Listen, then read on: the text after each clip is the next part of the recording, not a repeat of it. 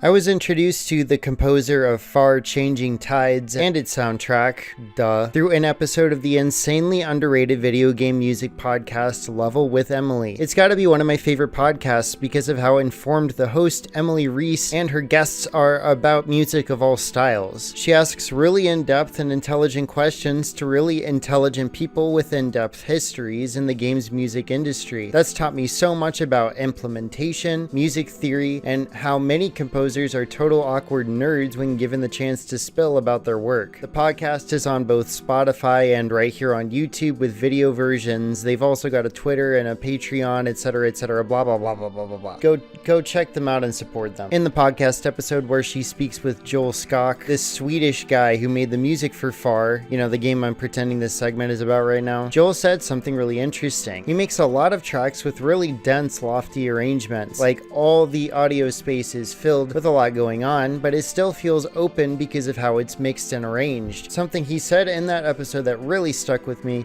is that he tries to add and add and add until he can sing over it and it doesn't feel empty. Now, that's not a direct quote, I'm paraphrasing, which is why you should go listen to it, but that's a really interesting way to think about sound mixing. One of my resolutions for 2023, the year this video is releasing just so I can date myself as much as possible, is to play more indie games and get more variety in my gaming diet this year. So purely on the basis of the music alone and the little footage I've seen of it, Far Changing Tides is definitely on the list for the year, or whenever I get around to it. The passage of time is not unlike an arrow, as it were. Yippee!